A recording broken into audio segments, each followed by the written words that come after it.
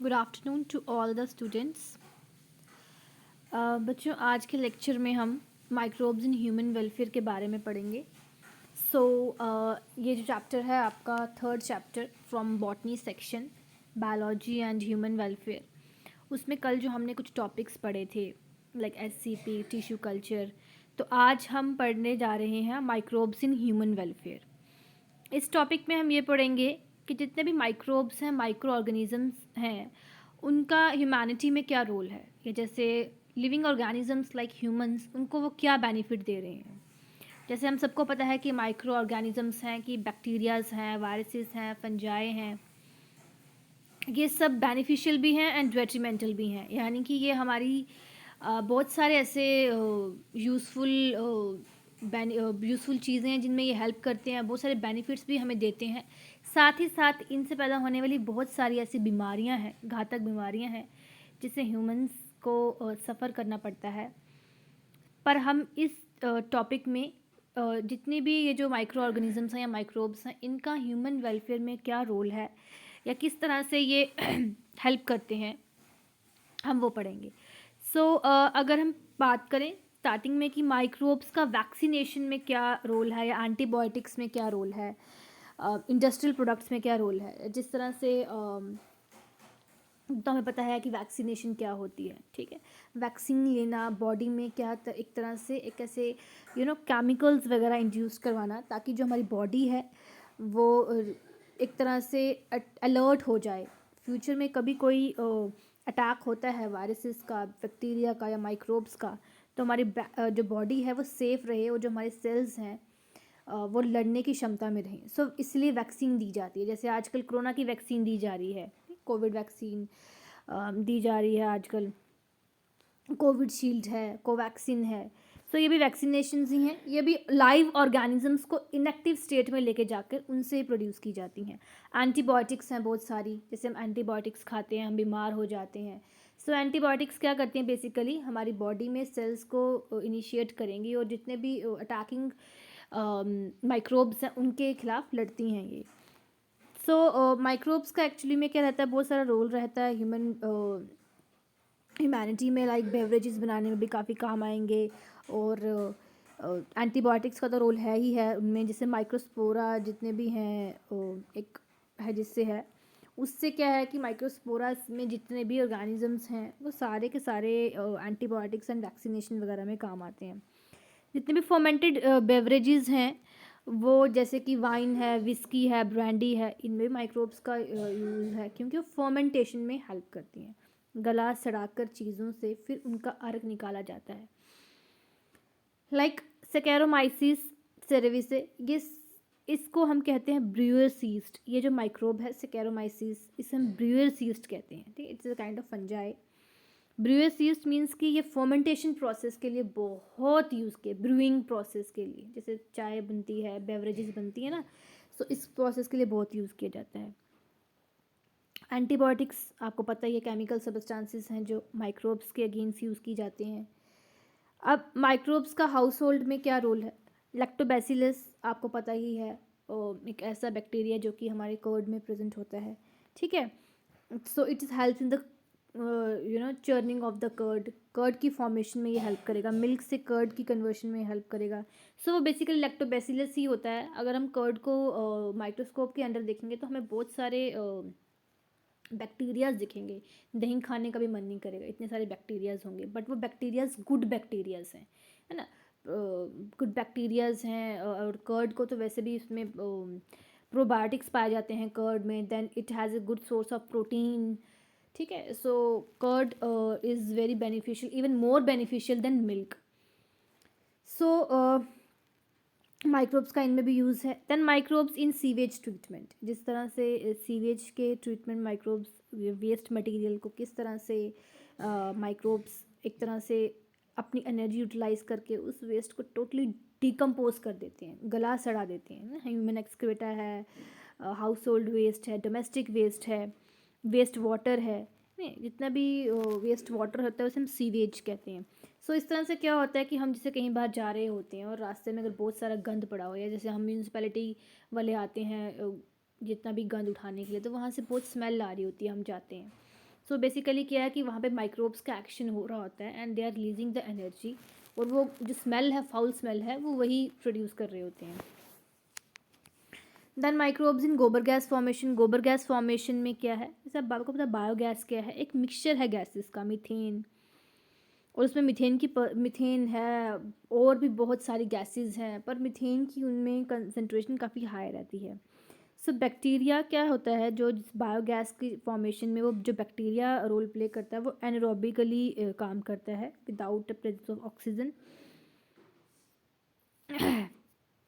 और बहुत सारी मीथेन मतलब कि वो प्रोड्यूस करता है। ठीक है, सो इससे क्या हो जाता है, साथ में CO2 भी प्रोड्यूस होती है, साथ में H2 भी, हाइड्रोजन भी प्रोड्यूस होती है, और ये वो बैक्टीरिया प्रोड्यूस करता है क्योंकि वो एनारोबिकली काम करता है in the absence of the oxygen. और ये फिर जो गोबर गैस मिलती है हमें, सॉरी गोबर गैस और बायोगैस भी कह लीजिए, वो हमें मिलती है उसमें, पर उसमें मीथेन की कंसंट्रेशन काफ़ी हाई होती है। और ये बायोगैस कैसे बनती है, मतलब जैसे अगर, वैसे तो आजकल बहुत सारे पिट्स और फर्मेंटर्स चले हुए हैं, इक्विपमेंट्स हैं बायोगैस वाले, बट अगर हम जनरली बात करें देसी भाषा में, अगर हम देखें, कई बार गाँव में या कुछ ऐसे एरिया में क्या किया जाता है कि एक गड्ढा सा निकाल कर उसमें बहुत सारा गंद डंप किया जाता है। ठीक है, गंद को हम डंप कर देंगे, देन उसे बंद करके रखेंगे, वहाँ पे अंदर माइक्रोब्स जो हैं वो एक्शन परफॉर्म कर रहे होते हैं। ठीक है, देन उसके बाद जो मटेरियल, जो लेफ़्ट ओवर जो भी होता है, उससे कन्वर्शन करके बायोगैस तैयार की जाती है। Microbes are bio control agents. Bio control agents किस तरह माइक्रोब्स बनते हैं, बायो कंट्रोल क्या होता है, एक ऐसा मतलब यूज़, बायोलॉजिकली इस तरह से यूज़ करना ताकि प्लांट्स में जितने भी डिजीज़ और पेस्ट लगते हैं उनसे हमें निजात मिल सके। तो जितने भी पेस्टिसाइड्स हैं और इंसेक्टिसाइड्स हैं वो तो हम यूज़ करते ही हैं, बट उनका हार्मफुल हार्मफुल इफ़ेक्ट पड़ता है, टॉक्सिन्स जो कि हार्मफुल हैं, वो उनका काफ़ी रोल रहता है। Microbes in human body, actually में क्या है कि जो हमारी ह्यूमन बॉडी है, ये आप लोगों को शायद पता भी होगा और शायद हैरानगी भी हो, बैक्टीरियाज बहुत ज़्यादा पाए जाते हैं ह्यूमन बॉडी में, इतना जितना हमारे DNA 90% हमारी बॉडी जो है वो माइक्रो ऑर्गेनिजम्स की बनी हुई है। So we are walking microbes और वॉकिंग बैक्टीरिया कह लीजिए, और वॉकिंग माइक्रो ऑर्गेनिजम्स कह लीजिए। 90% जो वेट है बॉडी का वो उनकी वजह से है। सो सबसे ज़्यादा बैक्टीरियाज हमारे पाए जाते हैं गट में। ठीक है, सो क्या रहता है कि बहुत सारे माइक्रोब्स ग्रो होते हैं हमारी बॉडी में, स्किन में होंगे, गट में होंगे, और रिप्रोडक्टिव ट्रैक्स में होते हैं। सबसे ज़्यादा इम्पॉर्टेंट जो माइक्रोब्स फाउंड किए जाते हैं वो गट में होते हैं, गट माइक्रोस्पोरा।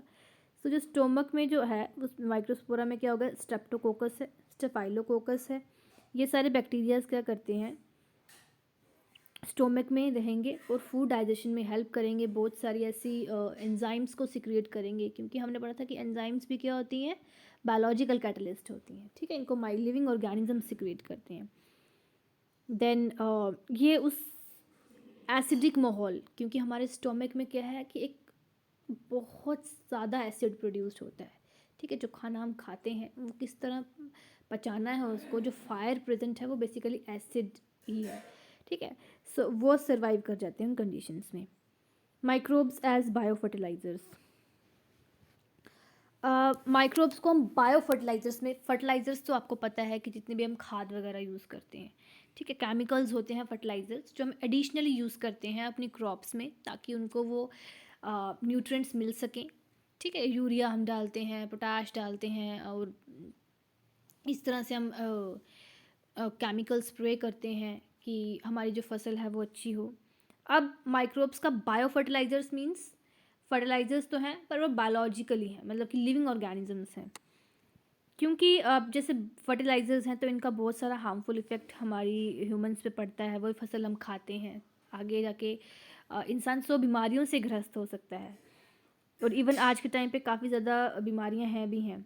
सो इसलिए ऑर्गेनिक फार्मिंग जो है, organic farming like bio fertilizers, इनका यूज़ किया जा रहा है। बायो फर्टिलाइजर्स ऐसे ऑर्गेनिजम्स हैं जो क्या करते हैं कि सॉइल में जितना भी न्यूट्रिएंट क्वालिटी है उसको इंक्रीज़ कर देंगे। ठीक है, जैसे अब एक अर्थ वॉर्म है, ठीक है, ये क्या करता है कि ये आपको पता ही है मिट्टी में मिलेगा आपको जहाँ खेत वगैरह होंगे। सो वहाँ पे ये भी क्या करता है, ये भी एक तरह से इसको फार्मर्स फ्रेंड कहा जाता है, फार्मर्स बेस्ट फ्रेंड कहा जाता है। एक तो ये वहाँ पे सॉइल की एरेशन में हेल्प करेगा, ऊपर से जो इसका एक्सक्रेटा रिलीज़ होता है वो काफ़ी हेल्प करता है, ठीक है। सो अर्थवर्म काफ़ी it is known as the best friend of the farmers. So rhizobium bacteria जो है वो जो है लेगुमिनस प्लांट्स में पाया जाता है।